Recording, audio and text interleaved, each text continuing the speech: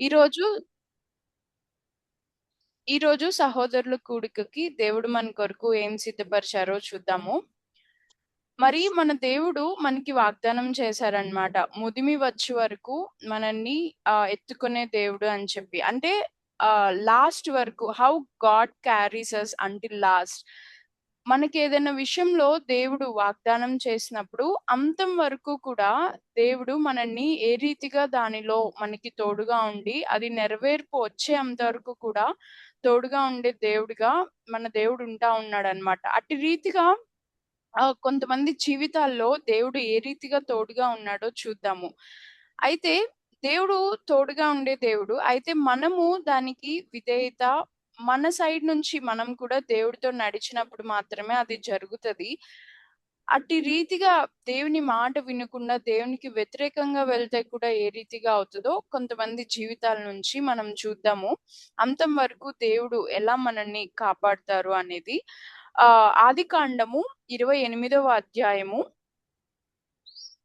ఆదికాండం 28వ అధ్యాయం కనుక మనం చూస్తే, అందులో కొన్ని వర్సెసే మనం చూస్తాము. ఆ చాప్టర్ అంతా ఏముంటదంటే, యాకోబు మరి ఇస్సాకు యాకోబుని దీవించేస్తాడు ఏశావు అనుకోని. అదంతా ముందు చాప్టర్స్‌లో అయిపోతది. ఇక్కడ యాకోబుకి ఇస్సాకు చెప్తాడన్నమాట. "నువ్వు ఇక్కడ కానాను స్త్రీలను ఎవరిని పెళ్లి చేసుకోవద్దు. నువ్వు దూరదేశానికి అంటే తన తల్లి సైడ్ వాళ్ళ దగ్గరికి వెళ్ళిపోయి అక్కడ కుమార్తెనే పెళ్లి చేసుకోవాలి" అని చెప్పి మరి పదనరాంకి యాకోబు స్టార్ట్ అవుతాడన్నమాట.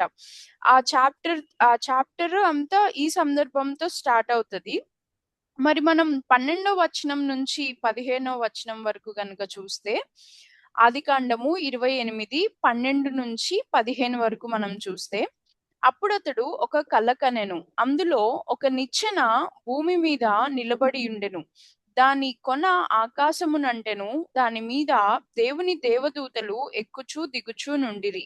మరియు యెహోవా దానికి పైగా నిలిచి, నేను నీ తండ్రి అయిన అబ్రహాము దేవుడును, ఇస్సాకు దేవుడునైన యెహోవాను, నీవు పండుకొనియున్న ఈ భూమిని నీకును నీ సంతానమునకు ఇచ్చెదను.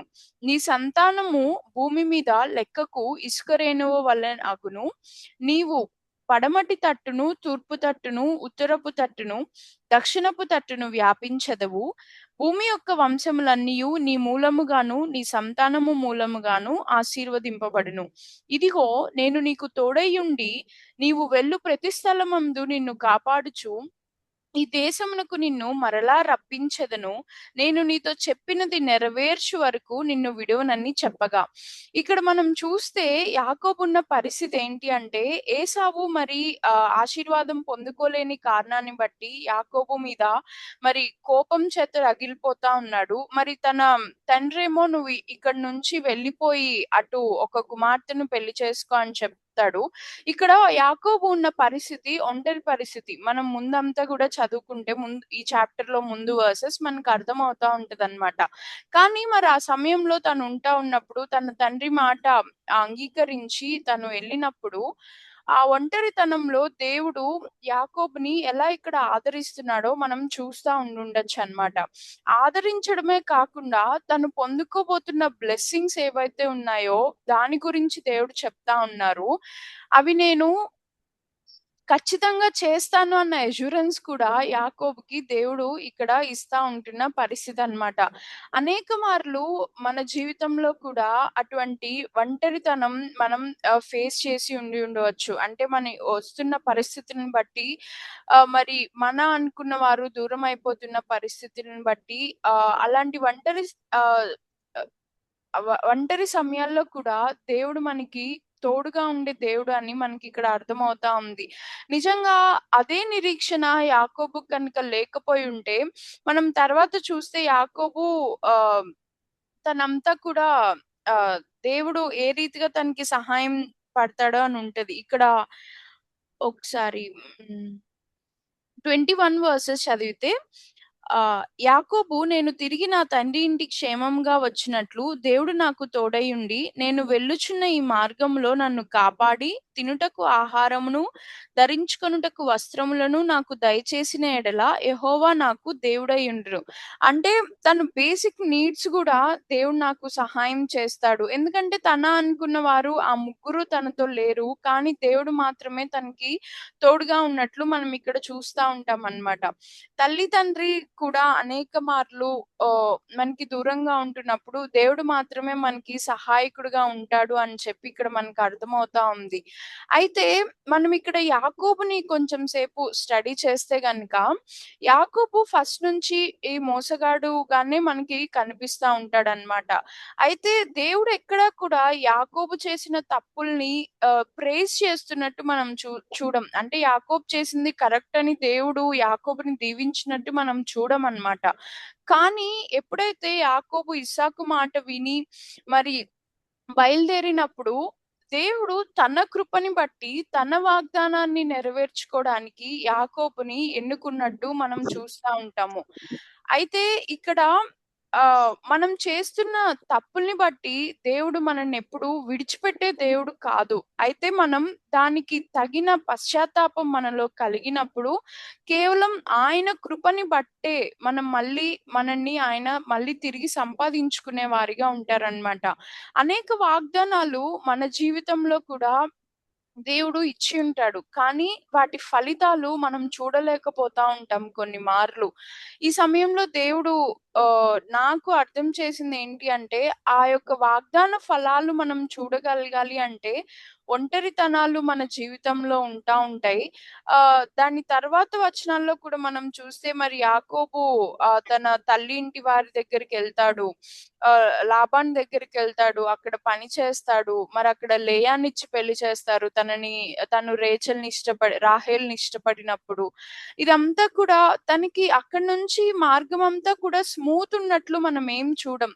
కానీ ప్రతి విషయంలో కూడా దేవుడు తనకి తోడై వచ్చినప్పుడు యాకోబు మరి తను ఏదైతే సంపాదించుకొని తిరిగి వచ్చాడో మనం చూస్తా ఉంటాం. తన కుటుంబాన్నంతటిని కూడా తీసుకొని మళ్ళీ ఎక్కడైతే తను ఒంటరిగా ఉన్నాడో, తన కుటుంబం అంతటితో పాటు మళ్ళీ ఆ యొక్క స్థలానికి వచ్చిన వానిగా మనం యాకోబుని చూస్తా ఉంటామనమాట. ఆదికాండము ఆహ్, ఆదికాండము 30వ అధ్యాయము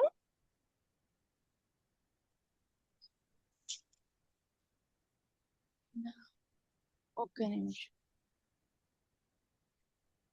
యాకోబు 35:3 గనుక మనం చూస్తే ఆదికాండము 35:3 గనుక మనం చూస్తే, యాకోబు తన ఇంటి వారితోనూ, తన యొద్దనున్న వారందరితోనూ మీ యొద్దనున్న అన్యదేవతలను పారవేసి మిమ్మును మీరు శుచిపరచుకొని మీ వస్త్రములను మార్చుకొనుడి. మనము లేచి బేతేలునకు వెళ్ళుదము. నా శ్రమ దినమున నాకు ఉత్తరమిచ్చి నేను వెళ్ళిన మార్గమున నాకు తోడైయున్న దేవునికి బలిపీఠము అక్కడ కట్టెదనని చెప్పెను. ఇప్పుడు యాకోబు ఎక్కడైతే మరి దేవుణ్ణి కలుసుకున్నాడో, ఆ యొక్క కల కన్నాడో, మళ్ళీ తన సంతానం అంతటితో కూడా తిరిగి వెళ్ళినట్టు మనం చూస్తా ఉంటాం. ఈ మధ్యలో జరిగిన ప్రతి పరిస్థితిలో కూడా దేవుడు వాగ్దానం చేసినట్లు యాకోబుకి తోడై ఉంటారు. ఆయన చెప్పిన వాగ్దానం నెరవేర్చే వరకు నేను నీకు ఎలా అయితే తోడై ఉంటాను అని ఆయన చెప్పారో, అదే రీతిగా ఆయనకి తోడై ఉండి తిరిగి తన సంతానం అంతటితో కూడా ఆ ప్రదేశానికొచ్చి దేవునికి బలిపీఠం కట్టినట్టు మనం చూస్తా ఉంటామన్నమాట. అంత మాత్రమే కాదు, యాకోబుని బట్టి లాబానుని కూడా దేవుడు ఆశీర్వదించినట్లు మనం చూడొచ్చు. ఆహ్, ఆదికాండము 30వ అధ్యాయము 3వ వచనం గనుక మనం చూస్తే, ఆదికాండము 30 ఆహ్, 3వ వచనం గనుక మనం చూస్తే, ఒక్క నిమిషం. 31:3 గనుక చూస్తే, అప్పుడు యెహోవా నీ పితరుల దేశమునకు నీ బంధువుల యొద్దకు తిరిగి వెళ్ళుము. నేను నీకు తోడై ఉండెదనని యాకోబుతో చెప్పగా, ఇట్టి రీతిగా యాకోబుకి దేవుడు తోడై ఉన్నందున ఆ ఒంటరితనం నుంచి తన సంతానం అంతటితో కూడా యాకోబు తిరిగి వెళ్ళినట్లు మనం చూస్తా ఉంటున్నాం. అయితే ఆహ్, మనం పరిశుద్ధ గ్రంథంలోనే ఇంకొక ఎగ్జాంపుల్ గనుక మనం చూసుకుంటే, దావీదు, సౌలు కనుక మనం చూసుకుంటే, సౌలు దేవుని చిత్తం నుంచి దేవుడు చేయొద్దన్న పని చేసిన కారణాన్ని బట్టి, దేవుడు తన కుటుంబం అంతటిని కూడా మరి ఆ యొక్క రాజు పొజిషన్ నుంచి మనం తీసేసినట్లు మనం చూస్తామనమాట. మొదటి సమూయేలు 28, 17, 18 మనం చూస్తే, మొదటి సమూయేలు 28, 17, 18 ఎవరన్నా చదువుతారా?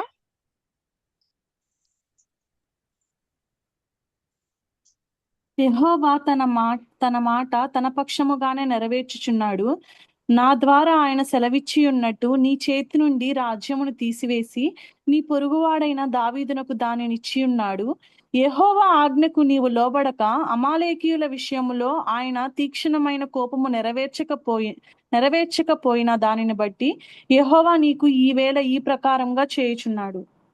ఇక్కడ మనం చూస్తే ఫిలిస్తీన్లు మరి ఇశ్రాయేలీల మీదకి వస్తా ఉంటారనమాట. అప్పుడు సౌలు దేవుని మాట కొరకు వేచి చూస్తా ఉంటాడు. ఫిలిస్తీన్‌ని ఇశ్రాయేల్ జనాంగానికి అప్పగిస్తాడా లేదా దేవుడు అని చెప్పి. కానీ ఎటు నుంచి కూడా సౌలుకి సమాధానం రాదనమాట. అయితే అటువంటి పరిస్థితిలో మరి ఈ అధ్యాయం ముందు చూస్తే ఒక సోద చెప్పే ఆమె దగ్గరికి వెళ్ళినప్పుడు సమూయేలు అక్కడ ఈ విషయాలన్నీ కూడా సౌలుతో చెప్తున్నట్లు మనం చూస్తా ఉంటాము. ఇక్కడ ఏంటి అంటే సౌలు దేవుడు చెప్పింది చేయని కారణాన్ని బట్టి ఆ రాజ్యము సౌలు కుటుంబం నుంచి ఇంకా తరతరాలకు కూడా దేవుడు తీసివేశాడు తన యొక్క తప్పిదాన్ని బట్టి. కానీ అదే మనం దావీదుని చూస్తే, దావీదు మరి దేవుడు చెప్పిన దాన్ని బట్టి, దేవునికి భయభక్తులుగా కలిగి ఉన్న కారణాన్ని బట్టి, తన యొక్క రాజ్యాన్ని ఎప్పటికీ కూడా స్థిరపరుస్తా వచ్చినట్లు మనం చూస్తా ఉంటాం. ఇక్కడ దేవుడు వాగ్దానం మనకిచ్చినప్పటికీ కూడా ఫస్ట్ ఎన్నుకుంది సౌలునే. కానీ సౌలు దేవుడి నుంచి తొలగిపోయిన కారణాన్ని బట్టి మాత్రమే సౌలుకి అక్కడ రాజ్యము తన కుటుంబంలో నుంచి తీసివేయబడింది. కానీ సౌలు ఒకవేళ తన యొక్క తప్పుని బట్టి పశ్చాత్తాప పడడం గాని, తిరిగి మళ్ళీ దేవుణ్ణి అట్టి రీతిగా ఆయన ఆత్మ కలిగిన వ్యక్తిగా మనం సౌలుని ఎప్పుడు చూడం. కేవలము ఆ యొక్క రాజ్యం యొక్క ప్రీతితోనే దేవుని దగ్గర వస్తున్నట్లుగా సౌలుని చూస్తాం కానీ, తిరిగి తన యొక్క హృదయాన్ని మార్చుకున్న వ్యక్తిగా మనం చూడమనమాట. సౌలు ఏమనుకున్నాడంటే డేస్ పాస్ అయ్యే కొద్దీ దేవుడు నాకు సహాయం చేస్తాడు అన్నట్లుగానే ఇక్కడ జరుగుతున్న డిస్కషన్‌లో మనకుంటదనమాట. కానీ వాగ్దానం చేసిన దేవుడు నమ్మదగిన దేవుడు ఖచ్చితంగా. కానీ దానికి తగినట్టు మన సైడ్ నుంచి కూడా మనం ఎప్పటికప్పుడు మన హృదయాన్ని పరిశుద్ధపరుచుకుంటూ, ఎప్పటికప్పుడు దేవునికి, మనకి మధ్యలో ఏమి లేనప్పుడు మాత్రమే ఆ వాగ్దానం యొక్క ఫలితం మనం చూడగలుగుతా ఉంటాం.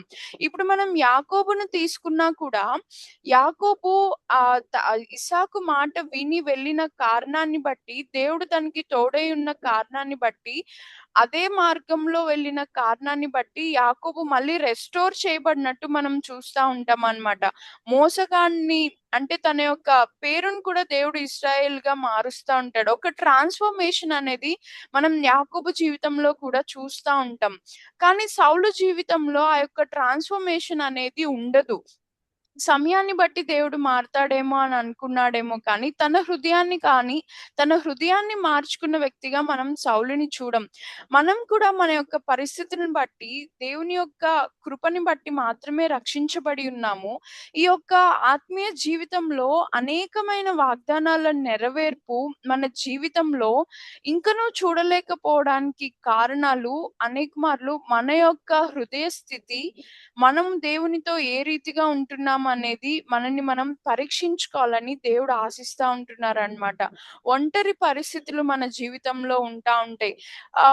అటువంటి పరిస్థితిలో కూడా ఆదరిస్తున్న దేవుడిగా మనకి ఇక్కడ యాకోబుని ఏ రీతిగా అయితే తోడై ఉండి ఆదరిస్తున్నాడో, దేవుడు మనల్ని కూడా ఆదరిస్తున్న దేవుడు.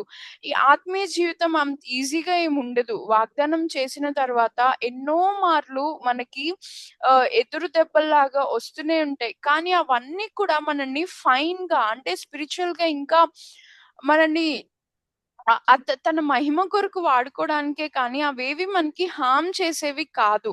కానీ సౌలులాగా చేసిన తప్పుని బట్టి మనం తిరిగి పశ్చాత్తాప పడకపోతే ఆయన కృప నుంచి ఎప్పటికీ తొలగిపోయే వారిగానే ఉంటామన్నమాట. ఇక్కడ దేవుడు తనతో మాట్లాడడానికి కూడా ఇక్కడ రెడీగా లేని కారణాన్ని బట్టి చాలా వేస్ సౌలు వెతుక్కుంటూ ఉంటాడు. దేవుడు ఫిలిస్తీన్‌ని నాకు అప్పగిస్తాడా లేదా అని చెప్పి. అంత పతన స్థితికి సౌలు వెళ్ళిపోయిన వానిగా మనం చూస్తా ఉంటున్నాం. కానీ దావీదుకి దేవుడు రాజ్యం ఇచ్చిన తర్వాత దావీదు తప్పులు చేయలేదా అంటే, దావీదు వైపు నుంచి ఉన్న తప్పులు కూడా ఉంటా ఉన్నాయి. మరి బెర్షెబా విషయంలో ఏ రీతిగా చేశాడో మనం చూస్తా ఉంటున్నాం. కానీ తిరిగి పశ్చాత్తాప పడినప్పుడు తన యొక్క వాగ్దానాన్ని దేవుడు స్థిరపరిచిన వానిగా మనం ఇక్కడ చూస్తా ఉంటున్నాం. మనం కూడా మనం చేసే తప్పుల్ని బట్టి దేవుడు ఏ రీతిగా అయినా తోడై ఉంటానన్నాడు గదా అని ఎట్లా పడితే అట్లా దీవించేసే దేవుడు కాదు. ఆయన ప్రేమకి అవును అపరిమితమైన ప్రేమ, లిమిట్‌లెస్ ప్రేమ. కానీ దానికి గూడా కొన్ని కండిషన్స్ ఉన్నాయన్నమాట. వాటిని మనం అనుసరిస్తూ వెళ్ళినప్పుడు మాత్రమే ఆయన యొక్క ఆహ్, ఆశీర్వాదం మన జీవితంలో మనం చూడగలుగుతా ఉంటాం. ఎప్పుడైతే మన సైడ్ నుంచి ఆయన సార్వభౌమాధికారానికి మన యొక్క బాధ్యత గూడా ఉంటదన్నమాట. ఆయన సోవరెనిటీకి మన రెస్పాన్సిబిలిటీ కూడా ఉన్నప్పుడు మాత్రమే ఆ యొక్క ఆహ్ ఆ వాగ్దానాల యొక్క నెరవేర్పు మనం చూస్తా ఉంటాం. మరి ఆహ్, ఇటు రీతిగా సౌలు జీవితము మరి దావీదుది, యాకోబుది చూసినప్పుడు వారిద్దరికీ తోడై ఉన్న దేవుడు సౌలుకి ఎందుకు తోడై ఉండలేదు అంటే కేవలం సౌలు తన యొక్క హృదయాన్ని మార్చుకోలేని కారణాన్ని బట్టి మాత్రమే. ఒకసారి సంఖ్యాకాండము 23:19 గనక మనం చదివితే సంఖ్యాకాండము 23:19 సంఖ్యాకాండం 23:19 ఎవరైనా చదువుతారా? దేవుడు అబద్ధమాడుటకు ఆయన మానవుడు కాడు, పశ్చాత్తాపడుటకు ఆయన నరపుత్రుడు కాడు. ఆయన చెప్పి చేయకుండునా, ఆయన మాట ఇచ్చి స్థాపింపకుండునా. ఆ! దేవుడు చెప్పిన ఆయన అబద్ధమాడడానికి లేదా మాట తప్పడానికి మనలాంటి మానవుడు కాదు నిజంగానే. చెప్పాడు అంటే ఆయన ఖచ్చితంగా చేస్తాడు. ఒకవేళ ఇంకనూ అది మన జీవితంలో జరగట్లేదు అంటే ఖచ్చితంగా మనకి, ఆయనకి అడ్డుగా ఏదో ఉంది అని మనం ఈరోజు పరీక్షించుకుంటూ ఎవరి జీవితాల్లో ఎటువంటి వాగ్దానాలున్నాయో మనకి తెలుసు కాబట్టి వాటి యొక్క నెరవేర్పు ఇంకా మనం చూడలేకపోతున్నాము అంటే మనల్ని మనం సరిచేసుకున్నప్పుడు ఖచ్చితంగా ఆయన చేసే దేవుడు అని ఆహ్, మనల్ని మనం అది సరిచేసుకున్నప్పుడు ఆ వాగ్దానాన్ని ఖచ్చితంగా ఆయన మన జీవితంలో స్థిరపరుస్తాడనమాట. మరి ఆహ్, వీరి జీవితంలో చెప్పినది చెప్పినట్టు దేవుడు చేసే వరకు వారికి ఇమ్మానుయేల్‌గా తోడై ఉన్నట్టుగా మనం చూస్తా ఉంటున్నాం. దావీదు కూడా అనేక మార్లు సౌలు చేత తరమబడతా వచ్చినప్పటికీ కూడా మరి తన సొంత ఇంటి వారు కూడా దావీదుని అనేక మార్లు తప్పుగా అర్థం చేసుకున్నట్లు మనం చూస్తా ఉంటాం. కానీ ఈ పరిస్థితులన్నిట్లో కూడా దావీదు దేవుని మీద రిలే అయినట్లు మనం చూస్తా ఉంటాం. ఎన్ని కీర్తనలు రాస్తూ వచ్చాడో తన యొక్క పరిస్థితుల్లో. ఇవన్నీ కూడా మరి దేవుని మీద ఆధారపడతా ఉన్నప్పుడు, ఆ యొక్క దేవుడు తన రాజ్యాన్ని దావీదు యొక్క వంశంలో ఏ రీతిగా స్థిరపరిచాడో మనం చూస్తే, యేసుక్రీస్తు ప్రభువారు కూడా అదే వంశం నుంచి మనం వచ్చినట్లు చూస్తా ఉంటాం. ఏంటి అంటే విధేయత, వారు చేసిన తప్పుకి వారు పశ్చాత్తాప పడడం. ఇక్కడ కూడా యాకోబు మోసగాడు నుంచి ఇశ్రాయేలుగా ఒక ట్రాన్స్‌ఫర్మేటివ్ జర్నీ మనం చూస్తా ఉంటే, యాకోబు చేసిన తప్పుల్ని బట్టి కాదు కానీ, ఆయన మహాకృపను బట్టి యాకోబుని క్షమించిన కారణాన్ని బట్టే యాకోబుని మనం అట్లా చూస్తా ఉంటున్నాం. ఈరోజు మన జీవితంలో దేవుడు రక్షించుకొని తల్లి గర్భంలో ఉన్నప్పుడే మనల్ని ఎరిగి ఆయన రక్షించుకొని అనేక మందికి లేని భాగ్యం మనకిచ్చారు అంటే, మనదైన గొప్పతనం ఏది కాదు కానీ కేవలం ఆయన కృపే. మరి ఈ యొక్క రక్షణని మనం కూడా అంతం వరకు కూడా కాపాడుకొనవలసిన వారిమిగా ఉన్నాం. ఈ అంతం వరకు కాపాడుకునే క్రమంలో దేవుడు మనకి ఖచ్చితంగా తోడై ఉంటాడనమాట. మరి ఈ అంతం వరకు మన రక్షణను కాపాడుకున్నప్పుడు మరి మన కొరకు ఎట్టి విధమైన ఆశీర్వాదం దేవుడు మనకి దాచి ఉంచారో చూద్దాము. మొదటి పేతురు 1వ అధ్యాయము 3-5 వరకు గనుక మనం చూసుకుంటే, మొదటి పేతురు 1వ అధ్యాయము మన ప్రభువు చదవండి. యేసుక్రీస్తు తండ్రి అయిన దేవుడు స్తుతింపబడును గాక. మృతులలో నుండి యేసుక్రీస్తు తిరిగి లేచుట వలన జీవముతో కూడిన నిరీక్షణ మనకు కలుగునట్లు, అనగా అక్షయమైనదియు నిర్మలమైనదియు వాడబారనదియునైన స్వాస్థ్యము మనకు కలుగునట్లు ఆయన తన విశేష కనికరము చొప్పున మనలను మరలా జన్మింపజేసెను. కడవరి ఫిఫ్త్ కూడా అక్క. కాలమందు కడవరి కాలమందు బయలుపరచబడుటకు సిద్ధముగానున్న రక్షణ మీకు కలుగునట్లు విశ్వాసము ద్వారా దేవుని శక్తి చేత కాపాడబడు మీ కొరకు ఆ స్వాస్థ్యము పరలోకమందు భద్రపరచబడి ఉన్నది. ఇక్కడ మనకి ఎటువంటి స్వాస్యము దేవుడు భద్రపరిచి ఉన్నారో మనం ఇక్కడ చూస్తా ఉంటున్నాం అన్నమాట. ఇక్కడ యాకోబుని, దావీదుని కనుక మనం చూస్తే భూలోక సంబంధమైన ఆశీర్వాదాలలో వారి కొరకు దేవుడు సిద్ధపరిచి ఉన్నవన్నీ కూడా వారికి ఇచ్చిన వానిగా మనం చూస్తా ఉంటున్నాం. దావీదుకి తన రాజ్యం కానీ, మరి యాకోబుకి ఇచ్చిన ఆశీర్వాదాలు కానీ వీటన్నిటిని కూడా మనం చూస్తా ఉన్నాం. మనకు కూడా భూలోకంలో ఖచ్చితంగా దేవుడు తన ఐశ్వర్యం చొప్పున ప్రతి అవసరాన్ని మనకి తీరుస్తూ, మనకి ఈ ఫిజికల్ బ్లెస్సింగ్స్ అన్నిటిని కూడా ఇస్తా ఉంటున్నారు. కానీ అసలు కొత్త నిబంధన వెలుగులో చూసుకుంటే, అసలు మన యొక్క స్వాస్యం ఏది అని గనక మనం చూసుకున్నట్లయితే, అది పరలోకమందు మనకి భద్రపరచబడి ఉందన్నమాట. దాన్ని మన పాత జీవితం కనుక మనం చూసుకున్నట్లయితే, వాటిని పొందుకోవడానికి మనం ఏమాత్రం కూడా అర్హులం కాదు. కానీ కేవలం ఆయన కృపను బట్టి మనల్ని రక్షించుకున్న కారణాన్ని బట్టి ఆ యొక్క నిరీక్షణ మరి ఇక్కడ మనకి అక్షయమైనదియు నిర్మలమైన వాడబారని స్వాస్యము మనకు కలుగునట్లు ఆయన తన విశేష కనికరము చొప్పున మనలను మరలా జన్మింప చేసెను. ఆ తిరిగి జన్మించిన అనుభవం ద్వారా మనకి కలిగి ఉన్న ఈ ఆశీర్వాదాలన్నిటిని బట్టి కూడా మనం ఆయన్ని స్తుతిస్తూ మరి వాటిని పొందుకోవడానికి కూడా ఆయనే సహాయం చేస్తారనమాట. ఒకటేంటంటే ఎప్పటికప్పుడు మన హృదయం ఆయనతో ఎలైన్ అయ్యుందా లేదా? ఆయన మాట ప్రకారం మనం నడుచుకుంటున్నామా లేదా అనేది మనం చూసుకోవాలి.